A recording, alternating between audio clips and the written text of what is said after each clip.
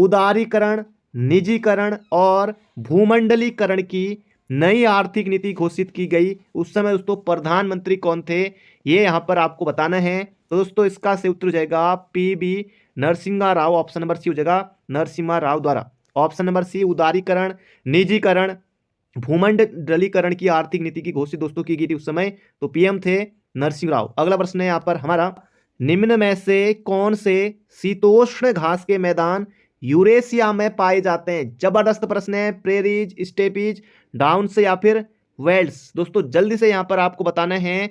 तो दोस्तों इसका सही उत्तर हो जाएगा यहाँ पर हमारा ऑप्शन नंबर सी, स्टेपीज। बहुत ज्यादा महत्वपूर्ण प्रश्न है, तो याद रखेगा। अगला प्रश्न है यहाँ पर हमारा, निम्नलिखित में से कौन संसार की सबसे बड़ी पोतवाहक नहर है? जबरदस्त दोस्तों प्रश्न है। यहां पर आपको बताना है कि संसार की सबसे बड़ी पोतवाहक नहर कौन सी है? कील नहर, सू नहर, पनामा नहर या सुएज नहर? तो दोस्तों इसका सही उत्तर हो जाएगा यहां पर हमारा सुएज नहर संसार की सबसे बड़ी पोतवाहक नहर है। तो बिल्कुल मोहजबानी याद रखेगा। अगला प्रश्न है, गरजती चालीसा, प्रचंड पचासा एवं चीखता साटा क्या है? ये यहां पर आपको बताना है। जबरदस्त प्रश्न है दोस्तों। इसका सही उत्तर हो जाएगा यहां पर हमारा दक्षिणी गोलार्ध में पश्चिमी पवन है। याद रखेगा, गरजती चालीसा, प्रचंड पचासा एवं चीखता साटा दक्षिणी गोलार्ध में पश्चिमी पवन है। ऑप्शन नंबर बी हो जाएगा इसका बिल्कुल बिल्कुल सटीक उत्तर। अगला प्रश्न है यहाँ पर हमारा, भारतीय संविधान में समस्त कार्यपालिका भारतीय संविधान में समस्त कार्यपालिका शक्ति दोस्तों ये किसमें निहित है? ये यहाँ पर आपको बताना है। क्या संसद में है, राष्ट्रपति में है, पीएम में है या फिर मंत्री परिषद में है? ये यहाँ पर आपको बताना है। तो भारतीय संविधान में दोस्तों जो समस्त कार्यपालिका शक्तियां निहित है दोस्तों, इसका सही उत्तर हो जाएगा ऑप्शन नंबर सी, हमारा बिल्कुल सही उत्तर है राष्ट्रपति। अगला प्रश्न है दोस्तों यहाँ पर हमारा, भारत के निम्न न्यायाधीशों में से किस एक ने राष्ट्रपति के रूप में कार्य किया? जबरदस्त प्रश्न है दोस्तों। इसका सही उत्तर हो जाएगा यहाँ पर हमारा justice M Hidayatullah, option number C. P N Bhagwati दोस्तों आपको नहीं करना है। इसका सही उत्तर हो जाएगा जस्टिस एम हिदायतुल्ला। इन्होंने दोस्तों, ये भारत के मुख्य न्यायाधीश थे, होने को सभी थे, तो इन्होंने दोस्तों राष्ट्रपति के रूप में भी कार्य किया था। पीएन भगवती के समय दोस्तों जनहित याचिका ये आई थी। अगला प्रश्न है यहाँ पर हमारा, राष्ट्रीय सुरक्षा समिति का प्रधान कौन होता है? जबरदस्त दोस्तों प्रश्न है। राष्ट्रीय सुरक्षा समिति का प्रधान कौन होता है? जबरदस्त प्रश्न दोस्तों। इसके प्रधान कौन होते हैं? तो प्रधानमंत्री दोस्तों इसके प्रधान होते हैं राष्ट्रीय सुरक्षा समिति के। बिल्कुल आपको मोहजबानी प्रश्न याद रखना है। अगला प्रश्न है यहाँ पर हमारा, जबरदस्त प्रश्न दोस्तों, अंत तक बने रहिएगा। अगला प्रश्न है, नियंत्रक एवं महालेखा परीक्षक की टीका टिप्पणी पर उचित कार्रवाई करने की अंतिम जिम्मेदारी किसकी है? ये यहाँ पर आपको बताना है। राष्ट्रपति, सर्वोच्च न्यायालय, एनडीसी, राष्ट्रीय विकास परिषद या फिर संसद की? तो दोस्तों इसका सही उत्तर हो जाएगा यहाँ पर हमारा संसद की है। कैग की टीका टिप्पणी पर उचित कार्रवाई करने की अंतिम जिम्मेदारी दोस्तों ये है संसद की। अगला प्रश्न है दोस्तों यहाँ पर हमारा, लोकसभा का अध्यक्ष अपना त्याग पत्र किसे सौंपता है? ये यहाँ पर आपको बताना है। तो लोकसभा का दोस्तों जो अध्यक्ष होता है वो किसे सौंपेगा दोस्तों? उपाध्यक्ष को। और उपाध्यक्ष को दोस्तों अगर इस्तीफा देना हो दोस्तों, ये किसे देंगे? ये दोस्तों देंगे अध्यक्ष को। तो दोनों दोस्तों इस तरह से देते चले, राष्ट्रपति उपराष्ट्रपति को, उपराष्ट्रपति राष्ट्रपति को। तो बढ़ते हैं अगले प्रश्न की तरफ। अगला प्रश्न दोस्तों यहाँ पर हमारा जबरदस्त प्रश्न है, विश्व बैंक की स्थापना कब की गई? जबरदस्त दोस्तों प्रश्न है। विश्व बैंक की स्थापना दोस्तों होती है ब्रिटेन वुड्स समझौते के तहत दोस्तों हुई थी 1944 में दोस्तों ये समझौता हुआ था। स्थापना दोस्तों इसकी हुई थी 1945 में। बहुत ज़्यादा महत्वपूर्ण प्रश्न है, सभी परीक्षाओं के लिए महत्वपूर्ण प्रश्न है, बिल्कुल छपेगा एग्जाम में। तो विश्व बैंक की स्थापना दोस्तों इसका सही उत्तर हो जाएगा यहाँ पर हमारा 1945 में हुई थी विश्व बैंक की स्थापना। अगला प्रश्न है दोस्तों यहाँ पर हमारा, WTO बोले तो विश्व व्यापार संगठन, भारत विश्व व्यापार संगठन का सदस्य किस वर्ष बना? ये यहाँ पर आपको बताना है। दोस्तों आपको पता है कि WTO की स्थापना कब हुई थी दोस्तों? ये हुई थी 1995 में। दोस्तों जब इसकी स्थापना हुई थी तभी दोस्तों भारत इसका सदस्य था, तो इसका सही उत्तर हो जाएगा 1995 में। 1 जनवरी 1995 को दोस्तों इसकी स्थापना होती है। अगला प्रश्न दोस्तों यहाँ पर हमारा, विश्व का प्रथम कैशलेस अर्थव्यवस्था वाला देश कौन सा है? ये यहाँ पर आपको बताना है। जबरदस्त प्रश्न है दोस्तों। तो इसका सही उत्तर हो जाएगा यहाँ पर हमारा विश्व का प्रथम कैशलेस अर्थव्यवस्था वाला देश दोस्तों ये है स्वीडन। ऑप्शन नंबर बी हो जाएगा इसका बिल्कुल बिल्कुल सटीक उत्तर। अगला प्रश्न दोस्तों यहाँ पर हमारा, भारत ने नई राष्ट्रीय जनसंख्या नीति को कब अपनाया? दोस्तों जबरदस्त प्रश्न है, सभी के सभी प्रश्न दोस्तों पूछे गए हैं, अंत तक आपको बने रहना है। तो भारत ने नई राष्ट्रीय जनसंख्या नीति को कब अपनाया? तो दोस्तों इसका सही उत्तर हो जाएगा सन 2000 में। बहुत ज्यादा महत्वपूर्ण है प्रश्न दोस्तों, आने की प्रबल संभावना है। नई राष्ट्रीय जनसंख्या नीति सन 2000 में। अगला प्रश्न दोस्तों यहाँ पर हमारा, 1921 में मोपला विद्रोह कहाँ हुआ था? ये यहाँ पर आपको बताना है। 1921 में मोपला विद्रोह दोस्तों कहाँ हुआ था? केरल में। दोस्तों केरल में हुआ था, तो मालाबार दोस्तों केरल में, ये तो मालाबार इसका सही उत्तर हो जाएगा यहाँ पर हमारा ऑप्शन नंबर सी। अगला प्रश्न है यहाँ पर हमारा, 1857 के विद्रोह से निम्नलिखित में से कौन संबंध नहीं था? बेगम हजरत महल दोस्तों लखनऊ में क्या था, कुंवर सिंह ने बिहार में क्या था, मौलवी अहमदुल्ला दोस्तों इन्होंने भी क्या था, ये भी दोस्तों 1857 के क्रांति से संबंधित हैं। उधम सिंह दोस्तों नहीं है, इसका सही उत्तर हो जाएगा यहाँ पर हमारा ऑप्शन नंबर सी। ये दोस्तों उधम सिंह के नाम पर दोस्तों हमारा एक जनपद भी है, उसका नाम दोस्तों उधम सिंह नगर। तो इसका सही उत्तर हो जाएगा यहाँ पर हमारा ऑप्शन नंबर सी। इन्होंने दोस्तों लंदन में जाकर जनरल डायर को गोली से मारा था। हालांकि दोस्तों वो जो जनरल डायर था वो कोई और था, लेकिन जो असली वाला था दोस्तों उसकी पहले ही मृत्यु हो चुकी थी, ऐसा आपने पढ़ा होगा। तो इसका सही उत्तर हो जाएगा दोस्तों यहाँ पर उधम सिंह। अगला प्रश्न है यहाँ पर हमारा, 1857 की क्रांति के दौरान बिहार में क्रांतिकारियों का नेता कौन था? जबरदस्त दोस्तों प्रश्न है, बिल्कुल छपेगा एग्जाम में। बाबू कुंवर सिंह इसका सही उत्तर हो जाएगा। 1857 की क्रांति के दौरान बिहार में क्रांतिकारियों का नेता कौन था? कुंवर सिंह। अगला प्रश्न दोस्तों यहाँ पर हमारा जबरदस्त प्रश्न है, बार बार प्रश्न परीक्षा में पूछा जाता है। अंग्रेजों के शासनकाल में भारत के आर्थिक दोहन के सिद्धांत को किसने प्रतिपादित किया?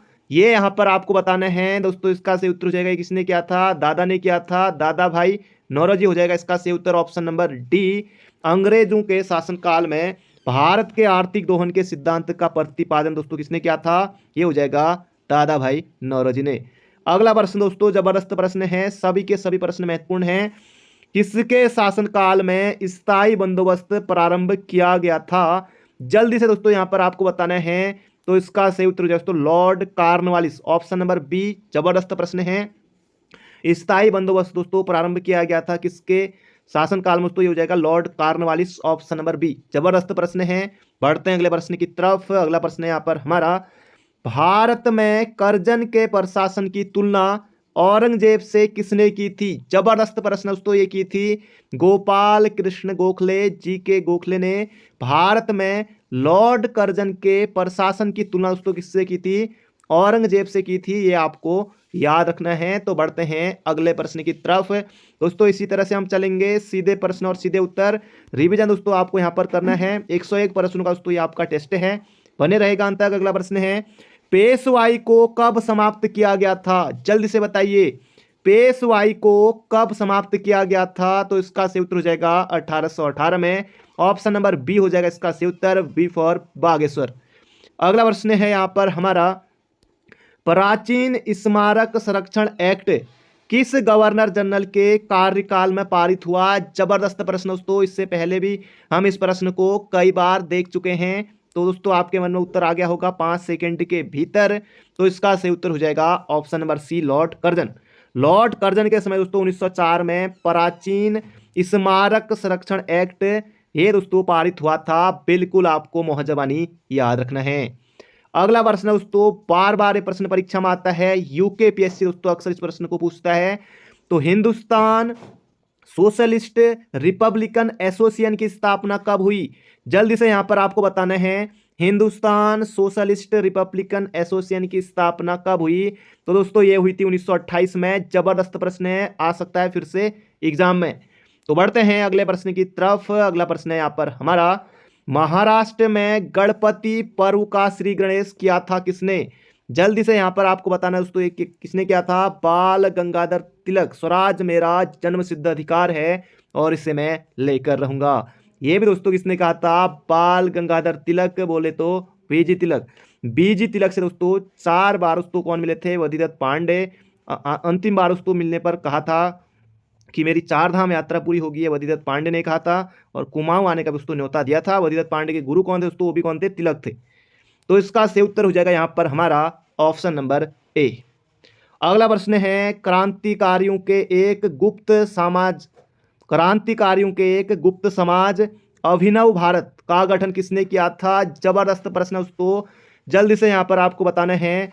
तो ये अभिनव भारत दोस्तों संस्था का गठन किसने किया था? बी.डी. सावरकर ने किया था। बहुत ज्यादा महत्वपूर्ण प्रश्न है, तो याद रखिएगा।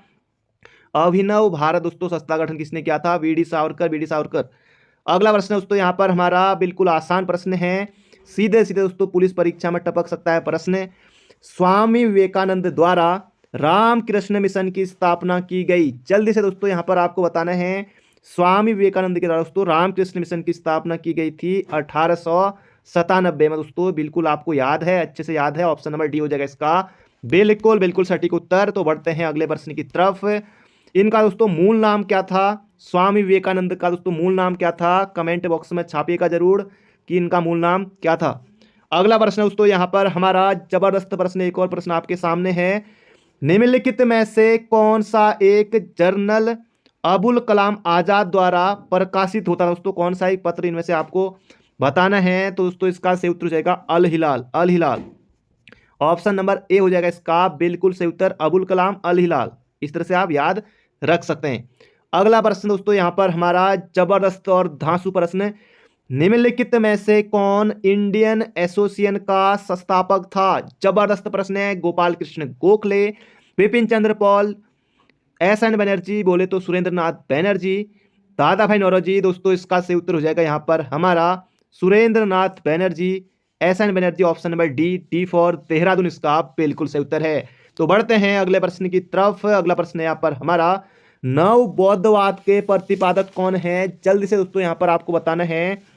तो दोस्तों आपको याद होगा कि भीमराव अंबेडकर ने भी दोस्तों बौद्ध धर्म अपनाया था। तो इसका सही उत्तर हो जाएगा ऑप्शन नंबर सी, नव बौद्धवाद के प्रतिपादक दोस्तों कौन थे? ये थे दोस्तों भीमराव अंबेडकर साहब। तो इसका सही उत्तर हो जाएगा ऑप्शन नंबर सी। अगला प्रश्न है यहाँ पर हमारा, भारत में जिस राजनीतिक संगठन की स्थापना 1838 में हुई उसका नाम था? 1838 में दोस्तों किसकी स्थापना हुई? जल्दी से यहाँ पर आपको बताना है। तो दोस्तों इसका सही उत्तर हो जाएगा यहाँ पर हमारा जमींदारी एसोसिएशन की स्थापना कब हुई थी? दोस्तों ये हुई थी 1838 में। अगला प्रश्न दोस्तों यहाँ पर हमारा, निम्नलिखित में से किसने अखिल भारतीय हरिजन सेवक संघ की स्थापना 1932 में की थी? ये यहाँ पर आपको बताना है दोस्तों, जबरदस्त प्रश्न है। 1932 में निम्नलिखित में से किसने हरिजन सेवक संघ की दोस्तों स्थापना की थी? M.K. गांधी दोस्तों, महात्मा गांधी इसका बिल्कुल सही उत्तर है।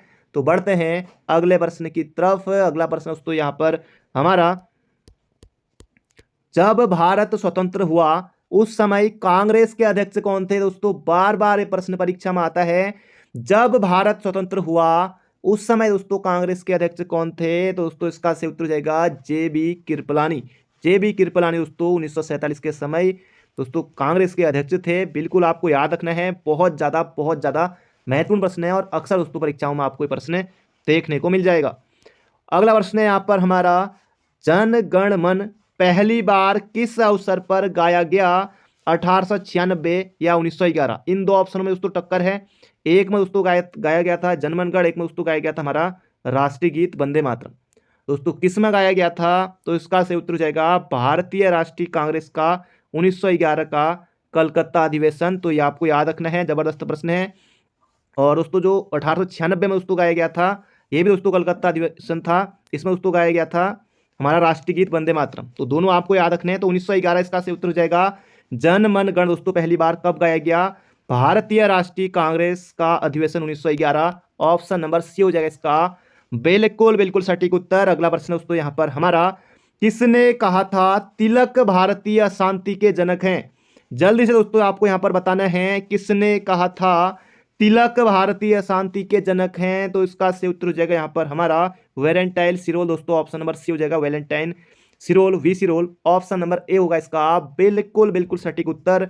तो दोस्तों बढ़ते हैं अगले प्रश्न की तरफ, अंत तक बने रहिएगा। निम्नलिखित में से किस आंदोलन में महिलाओं की भागीदारी सर्वाधिक मानी जाती है? ये यहाँ पर आपको बताना है भारत छोड़ो आंदोलन, नमक सत्याग्रह, अशोक आंदोलन या फिर बारदोली सत्याग्रह। तो दोस्तों इसका से उत्तर हो जाएगा यहाँ पर हमारा किस आंदोलन में महिलाओं की भागीदारी सबसे अधिक दोस्तों मानी जाती है। तो नमक सत्याग्रह इसका से उत्तर हो जाएगा ऑप्शन नंबर बी। तो बढ़ते हैं अगले प्रश्न की तरफ।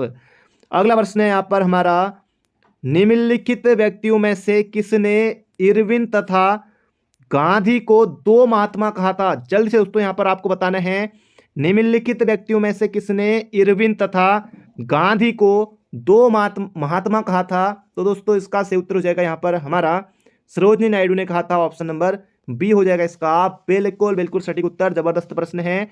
गांधी जी और इरविन को दो महात्मा कहा था सरोजिनी नायडू ने। अगला प्रश्न है यहाँ पर हमारा निम्नलिखित में से किसने भारतीय राष्ट्रीय कांग्रेस के कराची अधिवेशन 1931 का सभापतित्व किया था। जल्दी से दोस्तों यहाँ पर आपको बताना है। तो इसका सही उत्तर हो जाएगा सरदार वल्लभ भाई पटेल। ऑप्शन नंबर डी हो जाएगा इसका बिल्कुल सही उत्तर। 1931 के कराची अधिवेशन की दोस्तों अध्यक्षता किसने की थी। सरदार वल्लभ भाई पटेल ने की थी। तो बिल्कुल याद रखना है। जवाहरलाल नेहरू ने दोस्तों लाहौर कांग्रेस के ऐतिहासिक अधिवेशन दोस्तों 1929 की अध्यक्षता की थी। ये आपको भली भांति याद है। अगला प्रश्न है दोस्तों यहाँ पर हमारा All India State People's Conference का गठन कब हुआ। जल्दी से यहाँ पर आपको बताना है 1929 में, 1927 में, 1924 या फिर 1926। जल्दी से यहाँ पर आपको बताना है All India State People's Conference का गठन कब हुआ। तो दोस्तों इसका सही उत्तर हो जाएगा यहाँ पर हमारा ऑप्शन नंबर सी 1927 में। तो बढ़ते हैं दोस्तों अगले प्रश्न की तरफ। अगला प्रश्न है यहाँ पर हमारा द्वितीय विश्व युद्ध के समय ब्रिटेन का प्रधानमंत्री कौन था। जबरदस्त दोस्तों प्रश्न है। द्वितीय विश्व युद्ध के समय ब्रिटेन का दोस्तों प्रधानमंत्री कौन था उस समय। तो इसका सही उत्तर हो जाएगा option number C Winston Churchill. जबरदस्त प्रश्न दोस्तों आ सकता है प्रश्न, याद रखिएगा। विंस्टन चर्चिल द्वितीय विश्व युद्ध के समय ब्रिटेन का दोस्तों पीएम था। अगला प्रश्न है यहाँ पर हमारा वैयक्तिक सत्याग्रह किसने आरंभ किया। जबरदस्त दोस्तों प्रश्न है। वैयक्तिक सत्याग्रह किसने आरंभ किया। तो दोस्तों इसका सही उत्तर हो जाएगा यहाँ पर हमारा विनोबा भावे। इसका सही उत्तर हो जाएगा ऑप्शन नंबर ए। वैयक्तिक सत्याग्रह दोस्तों किसने आरंभ किया, विनोबा भावे। ऑप्शन नंबर ए हो जाएगा इसका बिल्कुल बिल्कुल सटीक उत्तर। तो बढ़ते हैं अगले प्रश्न की तरफ। अगला प्रश्न है यहाँ पर हमारा भारत छोड़ो आंदोलन कब प्रारंभ हुआ। जल्दी से दोस्तों यहाँ पर आपको बताना है भारत छोड़ो आंदोलन कब प्रारंभ हुआ। दोस्तों इसका सही उत्तर हो जाएगा 9 अगस्त 1942 को हुआ था। भारत छोड़ो आंदोलन दोस्तों प्रारंभ हुआ था। ऑप्शन नंबर ए हो जाएगा इसका बिल्कुल बिल्कुल सटीक उत्तर। भारत छोड़ो आंदोलन 1942 में। अगला प्रश्न है दोस्तों यहाँ पर हमारा गांधी जी को वन मैन बाउंड्री फोर्स कहकर किसने संबोधित किया। जल्दी से दोस्तों यहाँ पर आपको बताना है महात्मा गांधी को वन मैन बाउंड्री फोर्स कहकर किसने संबोधित किया था दोस्तों। ये क्या था, लॉर्ड माउंटबेटन ने। ऑप्शन नंबर सी हो जाएगा इसका बिल्कुल बिल्कुल सटीक उत्तर। तो बढ़ते हैं अगले प्रश्न की तरफ। अगला प्रश्न दोस्तों बिल्कुल प्रश्न आ सकता है, बड़ी बड़ी परीक्षा में दोस्तों प्रश्न पूछा जाता है अक्सर। तो यहाँ पर आपको बताना है राजकोषीय उत्तरदायित्व एवं बजट प्रबंधन अधिनियम भारतवर्ष में कब पारित किया गया था। जल्दी से बताइए दोस्तों, बिल्कुल छपेगा एग्जाम में। राजकोषीय उत्तरदायित्व एवं बजट प्रबंधन अधिनियम भारतवर्ष में कब पारित किया गया था दोस्तों। ये किया गया था सन 2003 में। सन 2003 में। बहुत ज्यादा महत्वपूर्ण प्रश्न है तो याद रखिएगा ऑप्शन नंबर डी होगा इसका बिल्कुल सटीक उत्तर। अगला प्रश्न है यहाँ पर हमारा भारत में सबसे पहले किस राज्य में मूल्य संवर्धित कर लागू हुआ। बहुत ज्यादा दोस्तों महत्वपूर्ण है। बोले दोस्तों वैट। उत्तराखंड दोस्तों 22वां राज्य था वैट लागू करने वाला। उत्तराखंड दोस्तों कब लागू हुआ था, 1 अप्रैल 2005 को।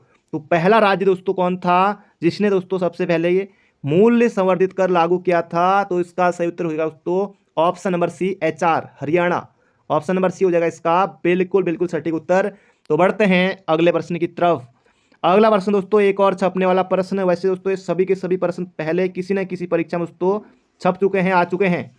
तो यहाँ पर आपको बताना है राष्ट्रीय बागवानी मिशन कब प्रारंभ किया गया। जबरदस्त प्रश्न दोस्तों, फिर से रिपीट होगा ये प्रश्न। तो राष्ट्रीय बागवानी मिशन दोस्तों ये हो जाएगा मई 2005 में। राष्ट्रीय बागवानी मिशन मई 2005 में। जबरदस्त प्रश्न है, छपेगा। राष्ट्रीय बागवानी मिशन मई 2005 में। यहाँ पर दोस्तों आपको बताना है काशी लालिमा निम्नलिखित में से किस प्रजाति की फसल है। दोस्तों ये है भिंडी। भिंडी की है काशी लालिमा फसल। फसल किस प्रजाति की फसल दोस्तों? यह है भिंडी की, काशी लालिमा। अगला प्रश्न है, निम्न में से नगदी फसल कौन सी नहीं है? कौन सी रबी की फसल है, कौन सी दोस्तों खरीफ की फसल है, और कौन सी दोस्तों यहाँ पर बताना है कि आपको नगदी फसल नहीं है। तो नगदी फसल दोस्तों इन चारों में से दोस्तों ऑप्शन, आपको पहले ऑप्शन देखने हैं। नगदी फसल दोस्तों मूंगफली है, बिल्कुल है। गन्ना दोस्तों है, उत्तराखंड में भी होता है गन्ना। जूट दोस्तों बिल्कुल है। ज्वार दोस्तों इसका से उत्तर हो जाएगा ऑप्शन नंबर सी। ये दोस्तों नगदी फसल नहीं है, ऑप्शन नंबर सी हो जाएगा इसका बिल्कुल बिल्कुल सटीक उत्तर। अगला प्रश्न दोस्तों यहाँ पर हमारा, यूरोपीय आर्थिक समुदाय का मुख्यालय है। जबरदस्त प्रश्न है, बिल्कुल दोस्तों छपने वाला प्रश्न है। यूरोपीय आर्थिक समुदाय का मुख्यालय दोस्तों यह है ब्रुसेल्स, बेल्जियम में। ऑप्शन नंबर ए हो जाएगा इसका बिल्कुल बिल्कुल सटीक उत्तर। दोस्तों बढ़ते हैं अगले प्रश्न की तरफ। अगला प्रश्न है यहाँ पर हमारा, निम्नलिखित में से कौन गंगा मेकांग स्वर्ण भूमि सहयोग परियोजना का सदस्य नहीं है? गंगा मेकांग, तो ये दोस्तों यहाँ पर आपको बताना है। दोस्तों इसमें 6 राष्ट्र हैं। कौन दोस्तों इसमें शामिल नहीं है? दोस्तों भारत है, बिल्कुल है। लाओस है, बिल्कुल है। वियतनाम दोस्तों है। कंबोडिया है। म्यांमार है, और एक और पड़ोसी देश है थाईलैंड दोस्तों, ये भी है। तो बांग्लादेश दोस्तों नहीं है, ऑप्शन नंबर बी हो जाएगा इसका बिल्कुल बिल्कुल सटीक उत्तर। तो बढ़ते हैं अगले प्रश्न की तरफ। दोस्तों अगर आपने अभी तक वीडियो को लाइक नहीं किया है, जल्दी से दोस्तों कर दीजिए वीडियो को लाइक। अगला प्रश्न है यहाँ पर हमारा, बनारस हिंदू विश्वविद्यालय के संस्थापक कौन थे? ये यहाँ पर आपको बताना है। BHU के संस्थापक कौन थे दोस्तों? जल्दी से यहाँ पर आपको बताना है। तो इसका से उत्तर हो जाएगा मदन मोहन मालवीय थे। BHU के संस्थापक 1916 में दोस्तों BHU बना था। अगला प्रश्न दोस्तों यहाँ पर हमारा, वैश्वीकरण की प्रक्रिया से अभिप्राय है। ये यहाँ पर आपको बताना है, वैश्वीकरण की प्रक्रिया से क्या अभिप्राय है? ये यहाँ पर आपको बताना है। तो इसका से उत्तर हो जाएगा अंतर्राष्ट्रीय व्यापार में बाधाओं को समाप्त करना। ऑप्शन नंबर डी, वैश्वीकरण की प्रक्रिया से क्या अभिप्राय है? तो अंतर्राष्ट्रीय व्यापार में बाधाओं को समाप्त करना। ऑप्शन नंबर डी हो जाएगा इसका बिल्कुल बिल्कुल सटीक उत्तर। दोस्तों अगला प्रश्न है यहाँ पर हमारा, भारत में निम्नलिखित में से कौन सी श्रेणी नवीनतम है? इनमें से आपको बताना है पूर्वी घाट, विंध्याचल श्रेणी, अरावली श्रेणी, या फिर हिमालय श्रेणी। तो दोस्तों इसका सही उत्तर हो जाएगा यहाँ पर हमारा हिमालय श्रेणी। दोस्तों ये भारत में कौन सी श्रेणी नवीनतम है? तो ये हो जाएगा हिमालय श्रेणी। अगला प्रश्न है यहाँ पर हमारा, नर्मदा एवं ताप्ती नदियों के मध्य स्थित है।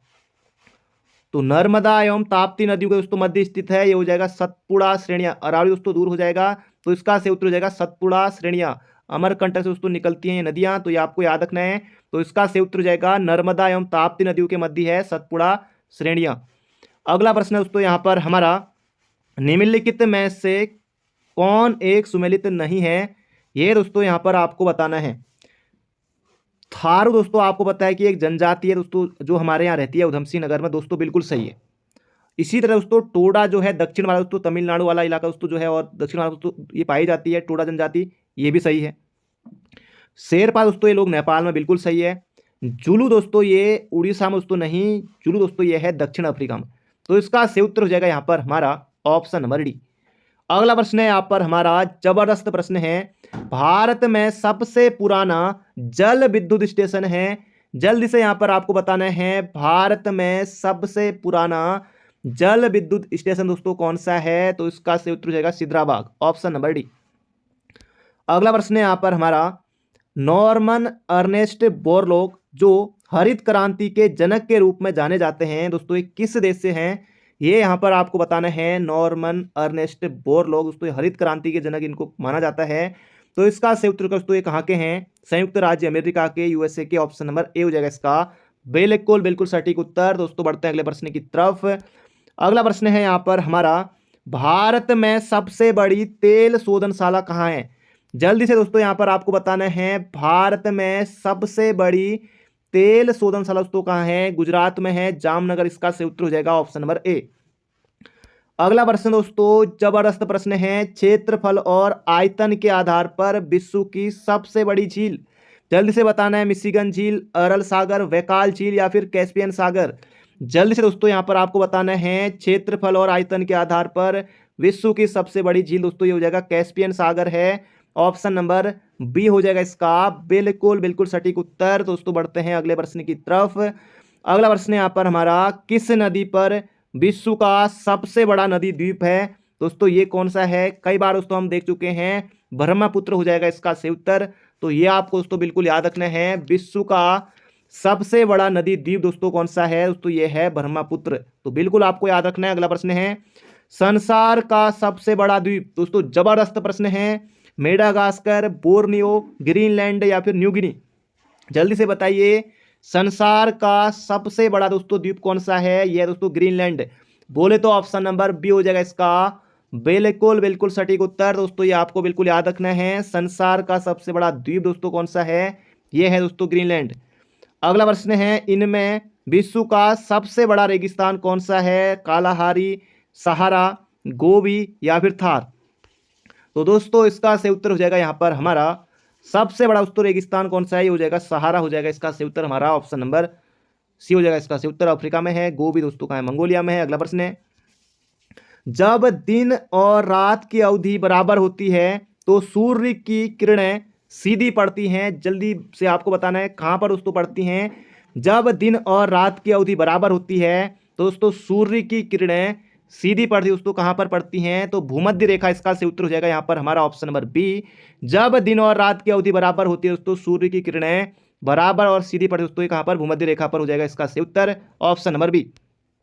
अगला प्रश्न दोस्तों यहाँ पर हमारा जबरदस्त प्रश्न है, बिल्कुल छपने वाला प्रश्न है। अंतर्राष्ट्रीय सौर गठबंधन बोले तो आईएसए की स्थापना दोस्तों कब हुई थी, 2015 में हुई थी। का सचिवालय वर्तमान में निम्नलिखित में से किस स्थान पर है। दोस्तों आपको लग रहा होगा न्यूयॉर्क में है, कतई नहीं दोस्तों, ये है गुड़गांव। गुड़गांव का दोस्तों नाम क्या हो गया है दोस्तों, ये हो गया गुरुग्राम। ये पड़ता है दोस्तों हरियाणा में। तो इसका सही उत्तर हो जाएगा यहाँ पर हमारा गुरुग्राम हरियाणा में है। ऑप्शन नंबर सी हो जाएगा इसका बिल्कुल बिल्कुल सटीक उत्तर। दोस्तों बढ़ते हैं अगले प्रश्न की तरफ। अगला प्रश्न है, जवाहर सुरंग कहाँ से गुजरती है। जबरदस्त प्रश्न है, जल्दी से यहाँ पर आपको बताना है जवाहर सुरंग कहाँ से गुजरती है। जवाहर सुरंग दोस्तों कहाँ से गुजरती है, तो दोस्तों इसका सही उत्तर हो जाएगा बनिहाल से गुजरती है। ऑप्शन नंबर बी हो जाएगा इसका सही उत्तर, बनिहाल दर्रे से। अगला प्रश्न है, उत्तर मध्य रेलवे जोन क्षेत्र का मुख्यालय कहाँ है। उत्तर मध्य रेलवे जोन क्षेत्र का मुख्यालय दोस्तों कहाँ है, तो दोस्तों इसका सही उत्तर हो जाएगा ये है इलाहाबाद में। इलाहाबाद का नाम दोस्तों हो गया प्रयागराज। तो ये बढ़ते हैं अगले प्रश्न की तरफ। अगला प्रश्न है यहाँ पर हमारा, स्वर्णिम चतुर्भुज परियोजना का संबंध किसके विकास से है। बिल्कुल आसान है, ये हो जाएगा दोस्तों राजमार्ग के विकास से। ऑप्शन नंबर ए होगा इसका बिल्कुल बिल्कुल सटीक उत्तर। तो अगला प्रश्न है, निम्नलिखित में से किसने नील की खेती के संबंध में चंपारण में महात्मा गांधी को आमंत्रित किया था। दोस्तों ये क्या था, राजकुमार शुक्ल ने। ऑप्शन नंबर सी हो जाएगा, किसने नील की खेती के संबंध में चंपारण में गांधी जी को आमंत्रित किया था। दोस्तों ये क्या था, राजकुमार शुक्ल ने। अगला प्रश्न है यहाँ पर हमारा, पंजाब केसरी की उपाधि किसको दी गई थी। जबरदस्त प्रश्न है, बार बार ये प्रश्न दोस्तों आता है। पंजाब केसरी की उपाधि किसको दोस्तों दी गई थी, जल्दी से यहाँ पर आपको बताना है। लाला लाजपत राय दोस्तों इसका सही उत्तर है। पंजाब केसरी दोस्तों कहा जाता है लाला लाजपत राय को। अगला प्रश्न है यहाँ पर हमारा, साइमन कमीशन नियुक्त किया गया। जल्दी से दोस्तों यहाँ पर आपको बताना है, साइमन कमीशन नियुक्त किया गया दोस्तों कब किया गया। इसका सही उत्तर हो जाएगा 1927 में। और 3 फरवरी 1928 को दोस्तों ये कहाँ पहुंचा था, तो बंबई पहुंचा था। ये भी आपको याद रखना है। अगला प्रश्न दोस्तों यहाँ पर हमारा, निम्न में से किसके द्वारा जलियांवाला कांड के विरोध में सर की उपाधि त्यागी गई। महात्मा गांधी, रविंद्रनाथ टैगोर, जवाहरलाल नेहरू या फिर तेज बहादुर सप्रू। तो दोस्तों इसका सही उत्तर हो जाएगा यहाँ पर हमारा रविंद्रनाथ टैगोर। गुरु